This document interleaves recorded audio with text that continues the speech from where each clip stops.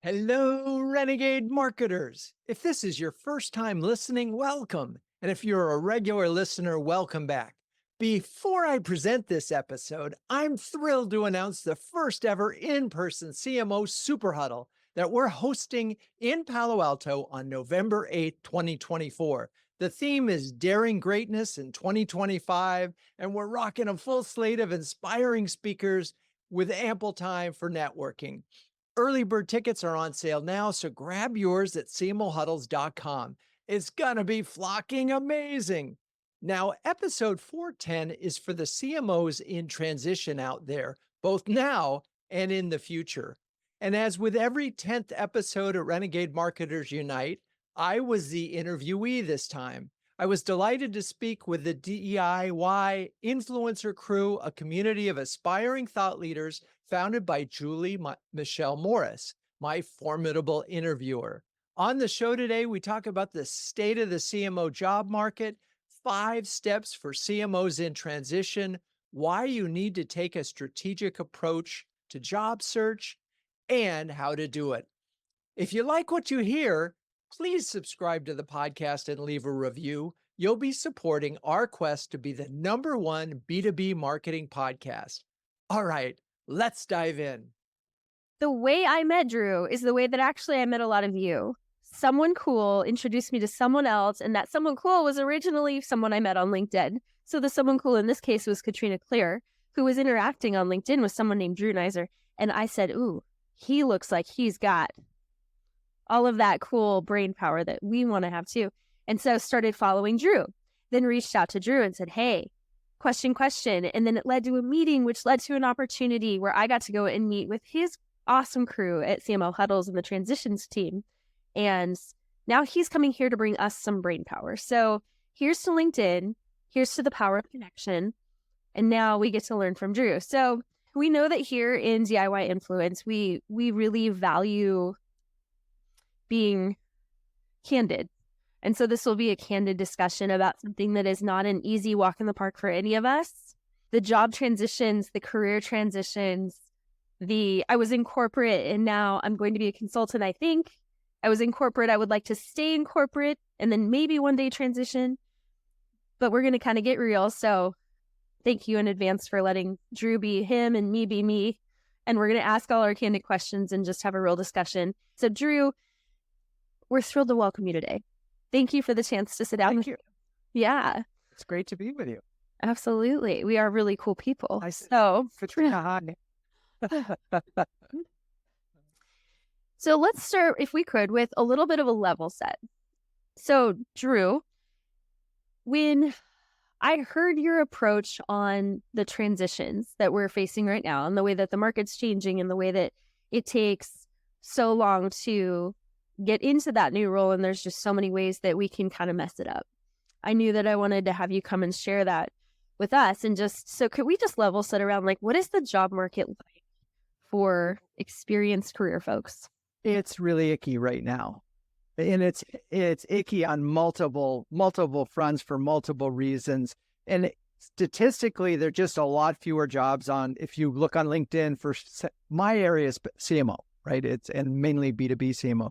It's about a third of the number of jobs that were being listed on LinkedIn than there were 2 years ago. So there's fewer jobs. Yeah. There's a lot of people chasing those jobs. And you have employers on top of this asking for crazy stuff. Like people are taking the equivalent of IQ tests to get jobs. Yeah. People are, it's not just 30, 60, 90s. It's 2 sets of personality tests or things like that. So yeah, it's really, really challenging. I have a tremendous empathy for the folks. And just in case you were wondering why this supply demand thing is so out of whack. Yes. There were a lot of companies, startups in particular, that probably shouldn't have had CMOs, but got a lot of money, hired one anyway. All those folks are now looking for opportunities and they have the CMO title. And any number of companies have just said, and these are smaller companies, we don't need a CMO. We'll just use VP of demand because in their mind, that's all marketing is good for anyway. So let's just have a VP of demand. So anyway, the bottom line is it's really tough. It's really tough. Yeah. Yeah. And Drew, you kind of exclusively work with CMOs. So your main core experience is CMOs. And I kind of love that for us because even though not all of us are CMOs, it feels like the CMO is one of the most scrutinized, heavily subjective fields to be in, where anyone can have an opinion and you're supposed to now be responsive to all of this input and everyone telling you how to do your job. So that's interesting, but also how to go and then position yourself. Sometimes CMOs can be the worst at that. And so having the CMOs or model for a transition can be helpful. But any more to say about you and your work and background, if you would? Well, I mean, I think you were really getting on to a key point here, which is the thing that I keep seeing happen over and over again is the first thing a CMO in a new role would do is focus on the strategy, right? They focus on what's the go-to-market strategy, where are the holes, where are the weaknesses, what do we need to talk about? And yet when they get into a job search, first thing they do is, update their LinkedIn profile without having really thought about their personal brand. They start calling all their friends and so forth. They start following up on jobs and they don't have a position. They don't have a strategy. So that's sort of, and I keep seeing this over and over again, and that's something that we can talk about fixing. We're going to fix it. Absolutely. So Drew, if you would tell us about you, what do you do? What is give us the Drew. Let's see. Well, I really like penguins, and that's important in the scheme of things because I discovered that we started CMO Huddles 4 years ago, right after a good friend of mine sold the CMO club to Salesforce, and that created an opportunity for us. I'd been part of that club for 12 plus years as the guy who interviewed CMOs and helped build their personal brands. Yeah. So when the club got sold, I saw an opportunity. Katrina was with us from the beginning. We started CMO Huddles initially just as a concept. And 6 months later, 55 meetings later, we had a business. And I have the privilege now of sitting in the middle of CMO conversations every single week, whether it's in a peer huddle or interviewing people like you're doing to me. I get to interview experts for CMOs, whether they're best-selling authors or subject matter experts. We have a live streaming show called CMO Huddle Studios where we have 3 huddlers on each of those shows, and those become podcasts. So we're excited. We just had episode 400 of Renegade Marketers Unite come out, and it happened to be with the founder of the Global Penguin Society. Wild the Penguins, a group of penguins is a huddle. All right, there it is. Tied it up, nice little bow. That's me. Exquisite. Yes. Yes. Part of CMO Huddles is this group of folks that you said is a quickly growing cohort of CMOs that are in transition. Is that right? Yes. Well, it was growing in that we used to have a sort of a free program and a paid program, and we just doubled down on the paid program, and we actually eliminated the free program. So it had gone from 30 to 180. Now we're back to about 30 in 2 years. And the reason for that was really important, which is a small group of people that we could focus on and help walk them through a really defined process where they help each other. And that takes a commitment. And we don't, there's lots of ways to do this. This is the way that we think works. We know it works. And so you either commit to that or you go somewhere else. And that's fine because there are a lot of other good places to go to help find, help you through this. And I know that this is not something this is not a solo sport. No. This is not singles tennis. It's not even doubles. This is team. Yeah. Without a team, here we are. Here we sit in this, the only mission I tell you of this group sometimes just feels like we're here to be supportive. Like that's our core, that is our culture. And that. So let's go back to then this process. So when I got to first hear about this process from you, so much became clear to me. Number one, because your process is simplistic. It is simple. It is targeted, it is very focused, and it's designed to help you not do the stuff that will just be a time waste. Right. Like if you're in transition, you're going to just sit there and apply to jobs, where there's thousands of people literally who can apply in one day. Like we know that doesn't work. In your process, kind of flip that on its head.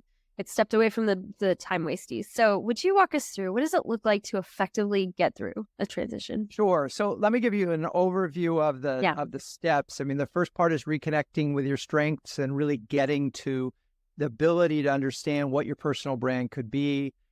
The second part is committing to a peer group.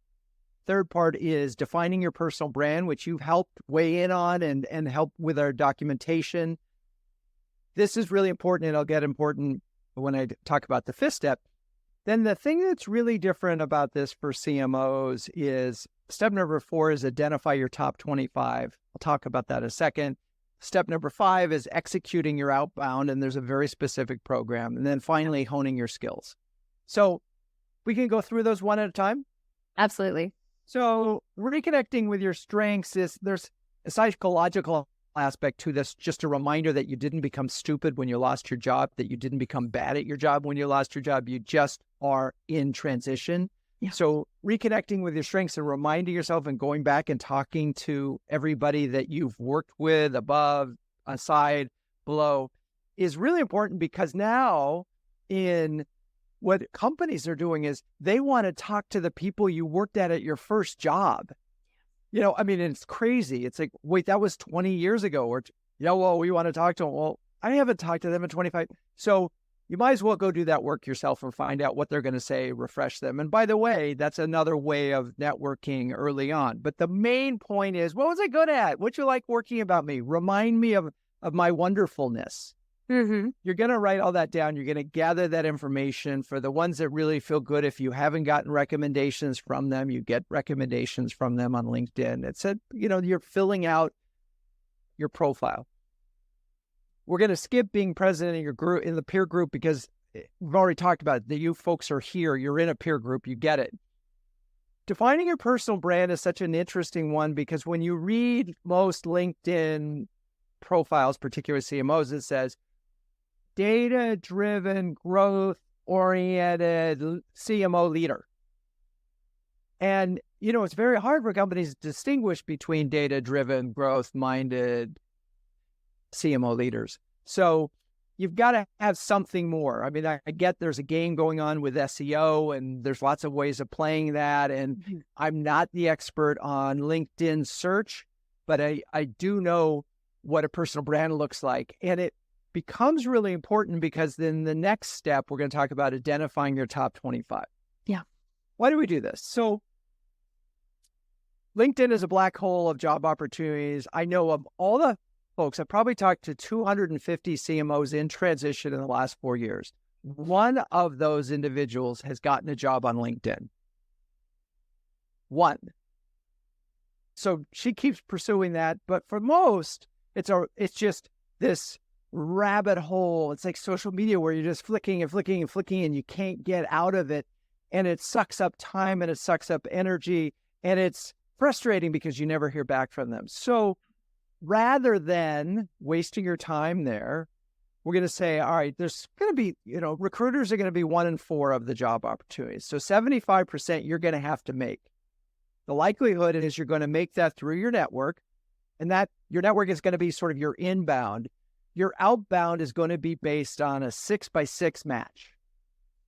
And this is, again, the crazy thing. It used to be you could have amazing experience in one industry and take that experience to say, I can help you in this industry. Right now, yeah, because people who are hiring are trying to minimize their risk, they're saying, we want you to have experience in the same category, at the same growth stage, with the same kind of ownership structure. Is it PE? Is it private? Is it public? Is it VC?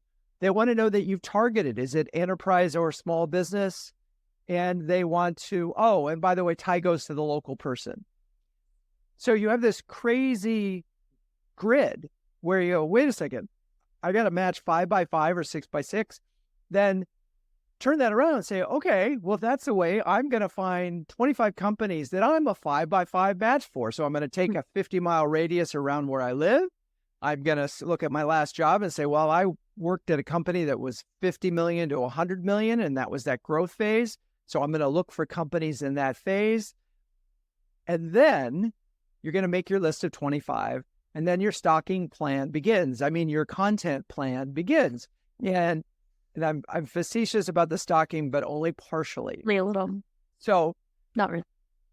it was interesting. I was talking to a guy who'd done a lot of work on his personal brand. He had it nailed down. He decided he was going to do a podcast and it would talk about that.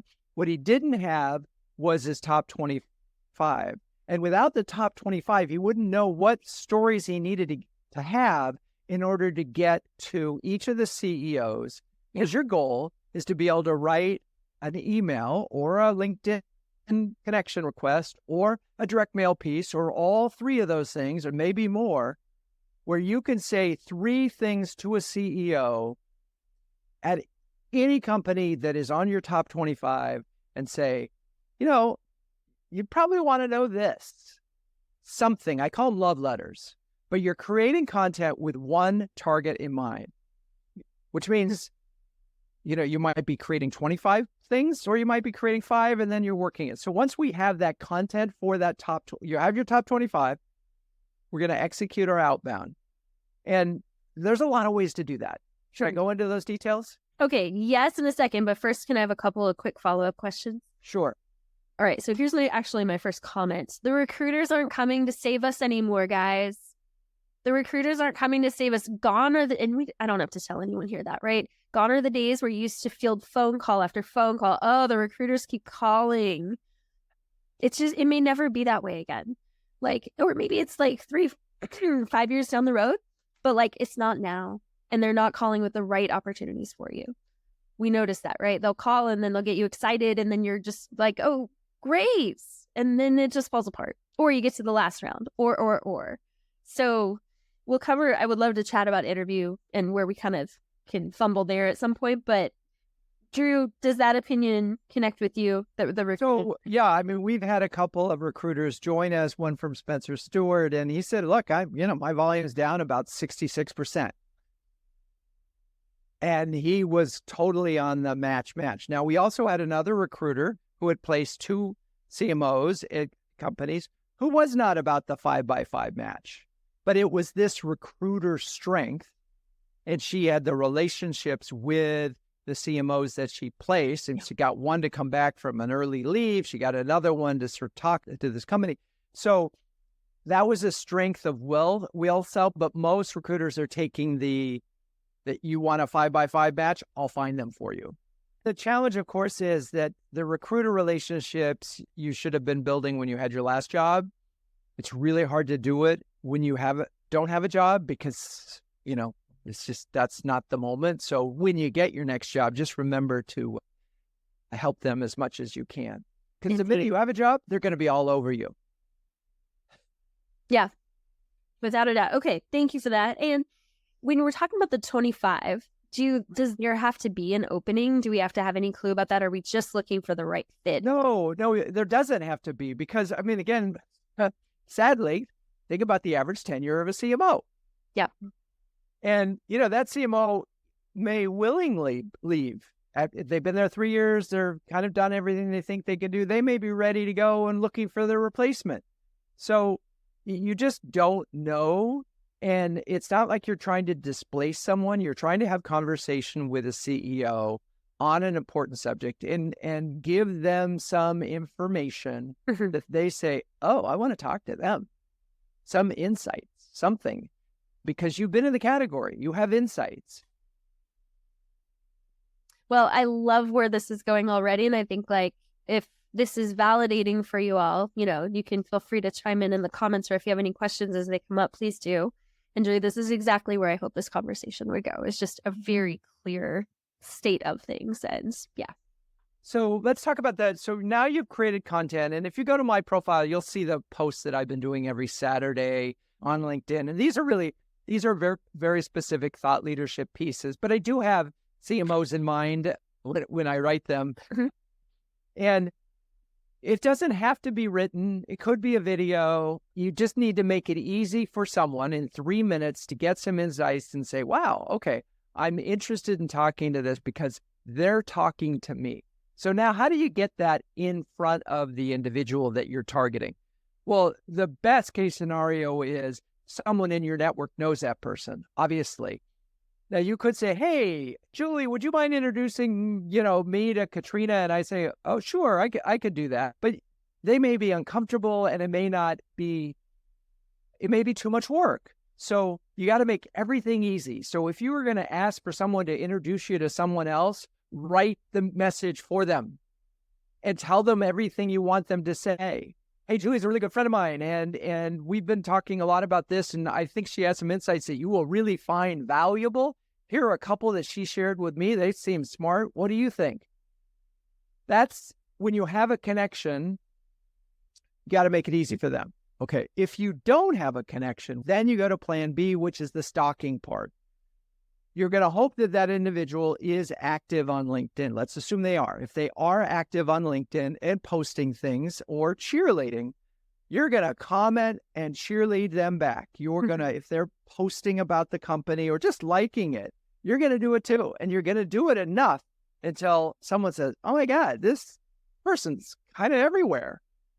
At which point in time, you've done it 3 times, 4 times, 5 times, whatever you're comfortable with.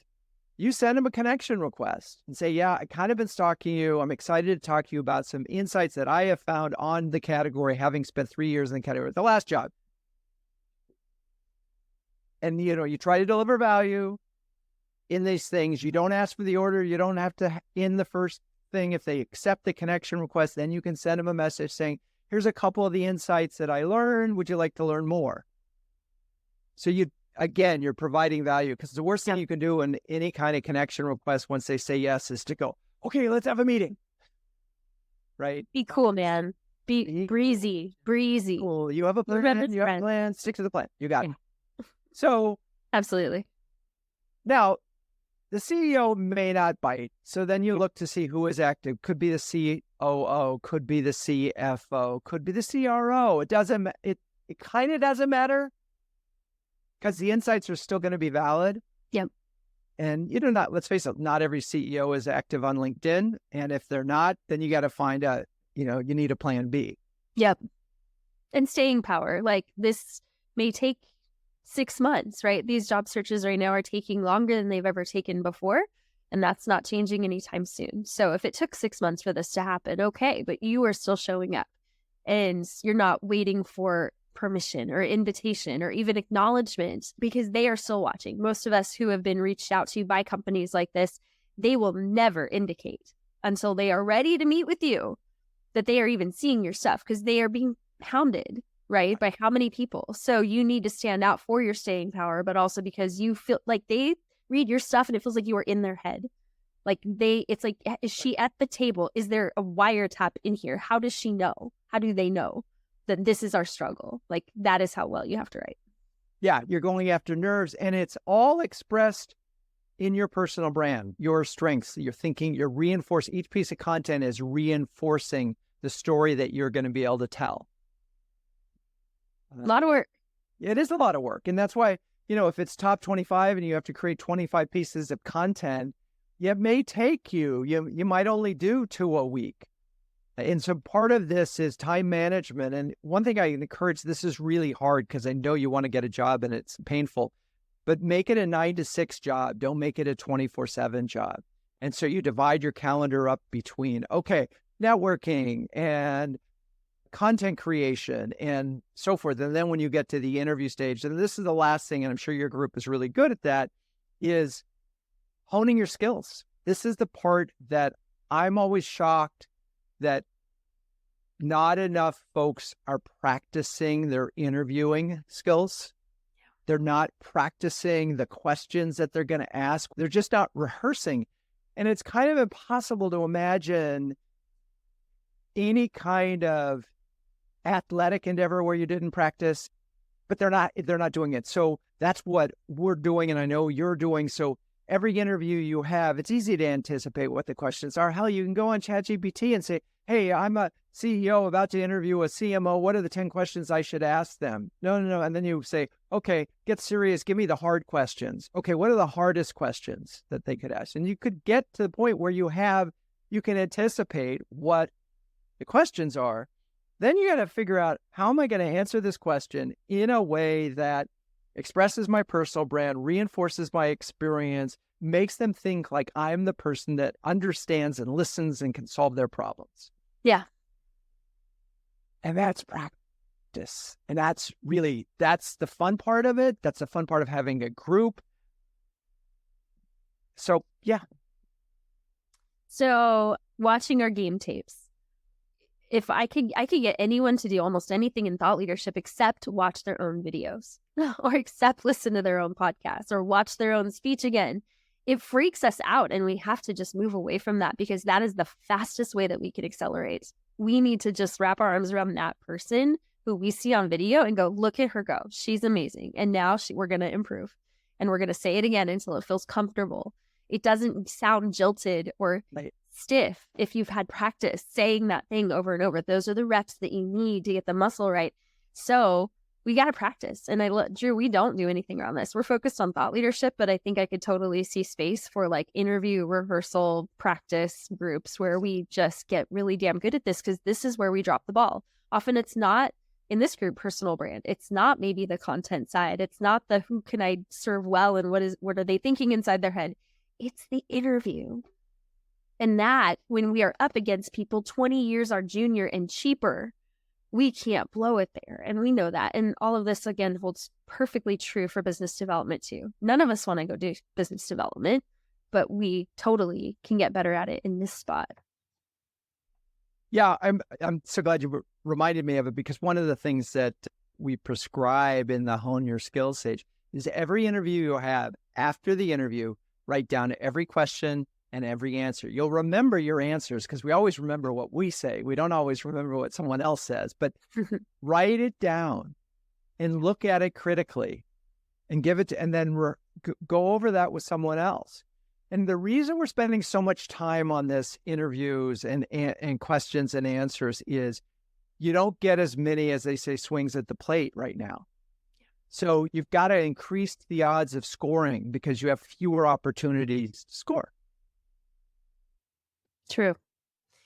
We have a great question from my buddy Carol. What's your advice if you're trying to move away from what you've done or maybe like into an adjacent area or into even a different industry? This is a tough one, but great question.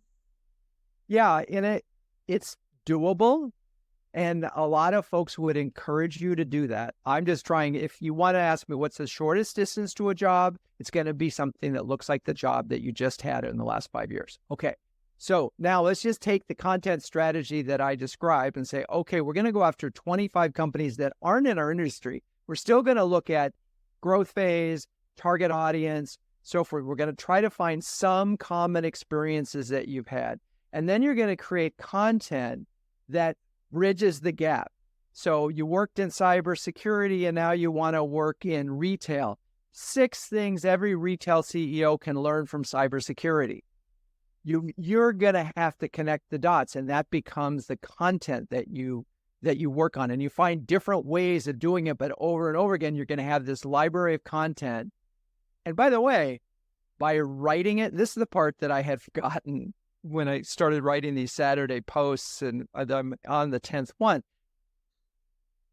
By writing a 700-word post, you understand. It forces you to understand. It forces you to have a point of view.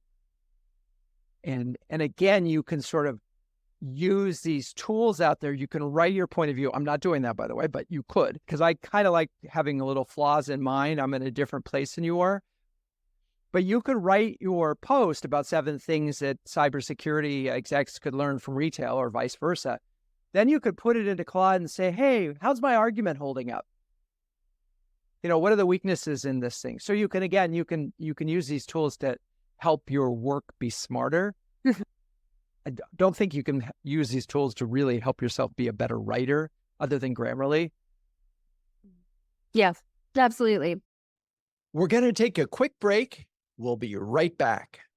This show is brought to you by CMO Huddles, the only marketing community dedicated to B2B greatness and that donates 1% of revenue to the Global Penguin Society. Why? Well, it turns out that B2B CMOs and penguins have a lot in common. Both are highly curious and remarkable problem solvers. Both prevail in harsh environments by working together with peers. and both are remarkably mediagenic.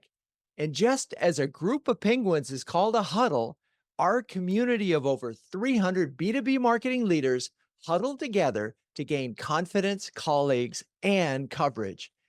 If you're a B2B CMO, why not dive into CMO Huddles by registering for our free starter program on cmohuddles.com. Hope to see you in a huddle soon. Carol, I think to your point too, and just echoing this idea of bridging, anytime there is a thing that we feel insecure about or feel like could be a barrier, we got to confront it. And we got to do it almost more headlong and clear and calling it out, because the last thing we want is them constructing a narrative. Oh, she's leaving cybersecurity because obviously there was a problem and that's why she's going into retail. No, I mean, you define, like, I would even do a post on it. I would say cybersecurity is evolving.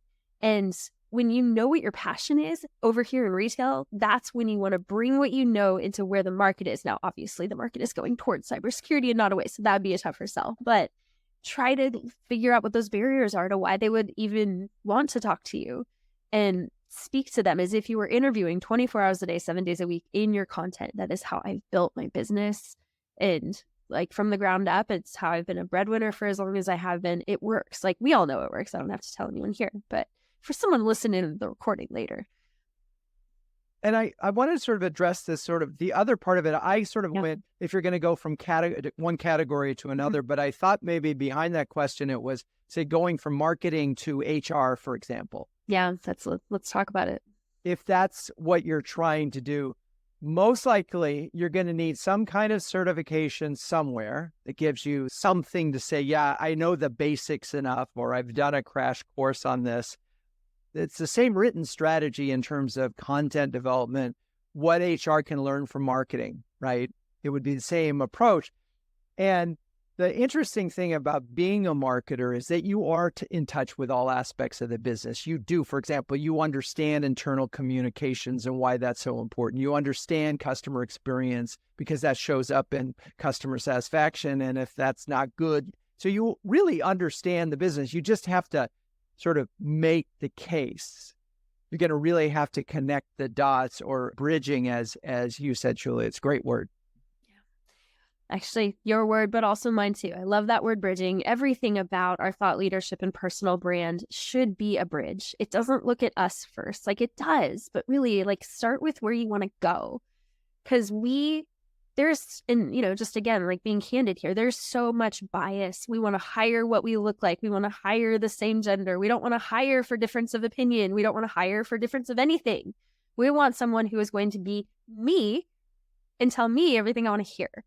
So, like, in my thought leadership, if I am trying to manage the bottom level of Maslow's hierarchy, food, water, shelter, I am really looking to build a bridge.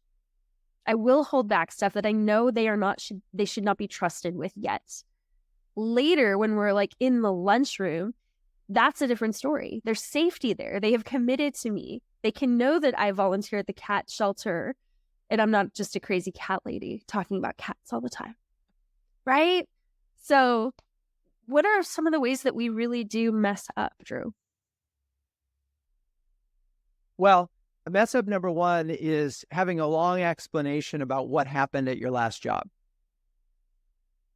Just, you want a one sentence, I learned a lot, it was a great experience, it was time to move on, or something equivalent. You don't want to say anything bad about the company. And what's hard is any kind of, well, they were running into financial problems. Well, then it's hard. That may be the truth, but even that may be a losing sell because, well, what'd you do about it? How come you didn't fix it? Why didn't marketing save the day? So the less you say about this, I learned a lot. I'm very proud of my experience and what I was able to accomplish. Excited about my next opportunity. By the way, at that job, I learned this, which will be helpful here. Bridget, just go get from that question into how you can help them. Yeah. So that's mistake number one, sometimes 2 and 3. We hang ourselves, sadly, with the words that we give. We give them more than they even ask for because we don't know when to stop speaking often. because we're uncomfortable with the idea of letting the silence hang in the air, letting them just think while we sit there confidently. It's like you say the thing, you drop the mic, and then you just kind of gently wait and give them just that moment where you can look confident under pressure. Doggone it. Okay, how else can we de-risk by knowing the ways we screw up? Well, I'm just saying, as you were talking, I was thinking of Matt Abraham's book, Think Faster, Talk Smarter. And it's a great book. I did a podcast with him, but he really talked about, this is some of its improv training, a combination of things, but there are structures for answers. This came as news to me, by the way. It's like, wait, how old am I? I knew there's always been a structure in marketing. It's, problem, solution, benefit kind of a structure. But he offers a wonderful structure of what, now what, so what. And by having a structure, you can get yourself to an answer in 2 sentences or 3 sentences, and then you can do full pause. You can look at the reaction. But if you don't have a structure for your responses, you're just going to talk until you run out of air. The book is called Think Faster, Talk Smarter by Matt Abrahams. Book club. So how else do we do poorly in any of this process? Where do we blow it? Fumble. I think the going it alone, that's one. Obviously, no one here is in that issue. Not rehearsing, but also going back and reviewing and doing a post-mortem on every single interview and keeping a log book of these things, of your interviews. I don't know, when you get the opportunity, it's so difficult because you can't seem desperate, but you want to seem interested. And it's just such a fine line. Yeah. But I think that if you're going in, if you've already identified, and this is why this content plan is so helpful, you already know 5 problems of the industry and 5 solutions that you can bring to the table. You already know those. So you have a lot of value to bring, and just have to remind yourself that you have value to bring and be prepared with that value and be prepared with your really good questions. Yeah. Not desperate, but interested. So where I see kind of some fumbles occasionally is when we've been in job search mode for a long time, and wherever we are, that becomes what we think about and what we're surrounded with and the people that we care most about. And so I will look at someone's activity feed on their LinkedIn profile, and I'll see 3 posts that talk about job seeking. And that is never going to work in this. It just can't work anymore. No, I mean, it will be great for the sympathy, if you share that honesty and that journey, but it won't be great for your personal brand. You are not defined by being in transition. You are defined by what you are, what you want to be, what you put out there. So if you want to define yourself as being in transition, write about it all the time. But otherwise, to me right now, there's, ageism is real. There's an assumption if you're 25, you know how to use these tools. I can't tell you how many kids I shock because I know more about how to use an iPhone than they do. It's like, wait, what? And there's just an assumption. Oh, great, here, you don't know crap. But it's real. It's out there. So write about that.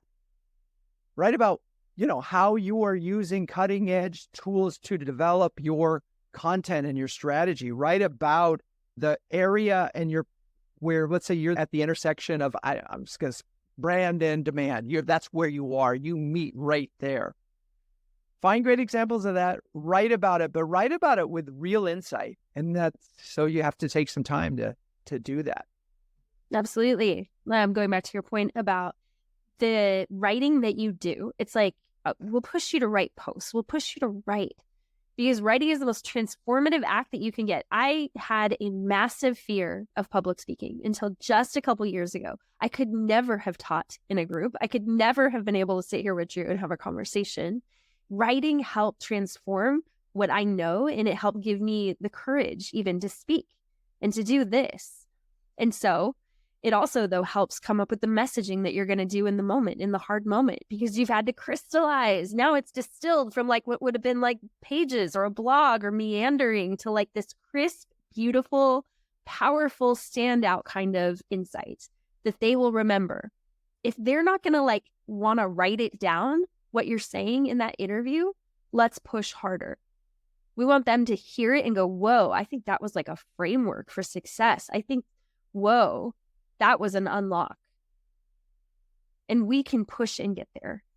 And it's worth doing it. And very often it will happen because of conversations that you're having too. So just as much as when you're writing, sit down with someone and find where you are just on fire for the topic and just talk it out. You'll hear yourself saying something. You'll see when your friend like lights up and goes, whoa, I get it now. I didn't get it before. So like those conversations will give you the messaging too with what they say in response. Yeah, it's true. It's writers tend to be good listeners or listen and hear what's going on and just hear ideas through it. One thing I would say is another book to read is Smart Brevity. If you're struggling with your writing, it's just great. It's really, really great. And again, as someone who's written a lot for the last 30 years, it was a wonderful reminder to be terse, to just narrow it down. And I think it's a wonderful thing to think about as you're preparing for an interview too. It's like, okay, what's my experience? Can I get it down to 5 sentences? Can I get it down to 3 words? Penguins. To force yourself to be as brief as possible, and then you can expand. Clarity, brevity. I love it. Absolutely. Okay, so folks, we have 18 more minutes with probably one of the smartest guys I've ever met about this stuff and about how to get you seen, noticed, heard, and in the place you want to be. Feel free to come off of mute or do the little hand raise thing. Okay, Melissa, thank you for your question. So video introductions, answers, like, I like the idea of doing video. I don't know if I like it in the DMs for this purpose, but can you say any more about what you might do there? So there's a couple of thoughts. It may be, if you notice the company that you're targeting does a lot of video and they do a lot of personal video, then one, that may be really smart to do it. 2, it's a lot easier to do video than it ever has been because there's all these wonderful editing tools, Gen AI editing tools to help you out. I'm a fan of video as a form of communication, whether you're doing the Loom videos, which is another good thing you could do and have fun with. What I like about it is it's a chance to demonstrate, to show and tell, right? So if you understand Gen AI and how to use the tool and here's my quick message. I wanted you to know I'm using Discus, a generative AI tool, to edit this video. Here's the 3 things I want you to know. And, you do some magical thing with the video. I think it's great. I think you need to set a certain standard for yourself. You need good lighting, you need good audio, and you gotta keep it short. Witty, biting, fun, which means like we're almost putting on a personality. We may not feel it all because like when we're in transition, it is a low point often, and you're tired and you've been having to worry so long and your cortisols are out of control and all the things. Another thing for video. Please. So I do this silly thing maybe every 20th episode where I interview myself, and I actually put up 2 microphones and I just started asking myself questions, and then I switched to another mic and then I asked myself questions. All of us are pretty good at thinking on our feet and asking questions. So if you're thinking about doing a video, get someone off camera to ask you a question. And you might be amazed, and you give yourself some time, but you say, and again, you're going to sort of read Matt Abrams' book or Smart Brevity, and you're going to think about what, so what, now what, or some structure. They give you the question. What? Really interesting question. Here's what I heard you say. Here's where we need to go with that. This is why it matters. Wow. Okay. So cool. Yeah. Yeah. So get someone, on the other, I'm looking at the other side of my monitor, imagining someone throwing me a question. It happens that Julie's doing that for me now. We have a weekly video creators group where we are all having to now force ourselves into video. We are the last generation at this frontier. Everyone else was born with a phone in their hands and video in their brain, and it's just lucky them, but not us. So we will struggle through it together until we get so good at it that we stand out and shine. So, Drew, curious, when I know this works really well for people in job transition, I am a huge fan of thinking about this idea of like, if corporate doesn't maybe have space, have room, we don't want to go back there, try to shove ourselves back into the shoebox, or we just want to have some more options. Your thoughts on like starting a consultancy on the side, trying to pull off a little bit of work here and there, or just go and start our own dang thing because, hey, we've all run the P&L by now. We know how to manage teams. We know how to manage budgets. We know how to solve every problem there is. And wait, there's more to come on that. But what do you think? Starting your own. A number of CMOs that I know that have gotten jobs recently got jobs by being a partial CMO, fractional, or whatever they want to call it, or just a consultant first at this company and then ended up going full-time. So there's no doubt in my mind that that is a path to getting a full-time job. That's part one. But I think you have to be very clear in your mind, am I going to get a full-time job? Is that my goal? Or am I really going to set up my own shingle? Because they're very different approaches to the thing. Because if you set up your shingle, then you need a website. You need to plan your schedule such that 80% of your time you're servicing clients and 20% of the time you're marketing your business. And you've done a different kind of personal branding work, the kind that sort of positions you with a really tight. And what book I recommend for that is The Business of Expertise by David C. Baker. If you're thinking about it, he'll help you decide what's expertise really look like. And he talks about a horizontal and a vertical. And it's like, you want to be the best in the world at this one thing and just hope that there's enough demand for that and then go after it. Again, it's liberating once you define that narrow space, because then all the content that you create, all the outreach that you do, if you have this problem, I can help you solve it. I don't think, and I haven't heard from a recruiter that setting up setting up a consulting practice while doing, I haven't heard a recruiter say, oh, that's bad. Yeah. So you can do them parallel paths. What I wonder is, can you do that well? Can you do both? Like, let's say you're 60% of your time is servicing a client. Now you're going to spend 40% of your time finding a job. That's the part I don't have a good answer for you. Well, what I say is that it is to some degree demoralizing to sit on the sidelines for long periods of time and just to keep doing the search. Now that we have a more focused approach to a search from today, I feel like that would be different. But busy is sexy. That'll be our next t-shirt that we put out. No, I'm kidding. It won't be. But if we are moving, we are thinking, we are networking, we're active. We're much more active. Now, if I was still actually job searching, but open to clients, I would do the back channel kind of marketing to find those clients. I would not be putting that out maybe front ways. Like, do one thing front ways and the rest is back channel. Like, it's your network, it's quieter, but it's intentional. It's still very intentional. So. Yeah, I mean, the question that I have is, if you've been out for 6 months, what do you say? What have you been doing the last 6 months? And I think you need a really good answer. One good answer is garden leave. I'm on garden leave. I took 6 months off. But you better put that on your LinkedIn profile. The other answer is, if you set up your own shingle, even if it's not real, you need to be able to show the clients, or at least talk about the experience and things that you've had in a constructive way that reinforce your brand. Totally. So it's no good saying you're a consultant and not necessarily having any clients, right? That doesn't solve the problem, because they're going to say, so what have you been doing? And as you get specific, it's like, just imagine you put your CEO hat on. You don't want to give them too much. You don't want to get like that crisp, what, so what? What was the third one? What, so what? Now what? Yeah, it applies just to that too. And would I actually say go do free work or heavily discounted work to get those clients? Yes, I would. Yes, I would. First without client, a doubt. sure. Yes. First client, absolutely. Absolutely.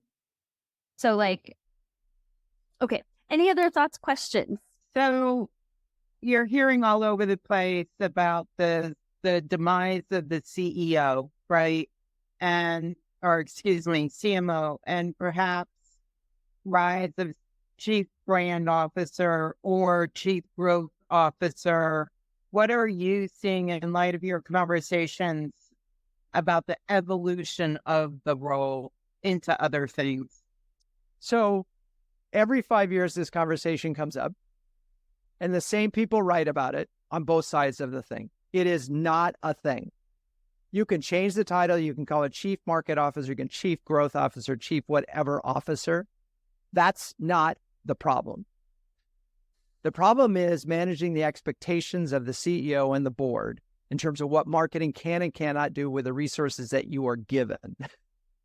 And that problem doesn't go away if you change the title. So what happens is they hire someone they call a chief growth officer who doesn't have brand, who doesn't understand customer experience, and that what they really have is a demand gen person. And everybody knows that there's about a 6-month window where that you can refine your demand gen engine, and then suddenly the sales guys call, wait, there's no air cover. They haven't heard of us. They don't know who we are. We need some air cover. And then so suddenly, oh, well, maybe we really do need a CMO. So it's not a good use of your energy to be thinking about that. What is a good use of your energy is thinking about how does marketing drive businesses forward? And how do you as a leader help CEOs drive their business and meet their growth agendas? You hit a nerve for me because I think the title changes and the notion of the demise of the job.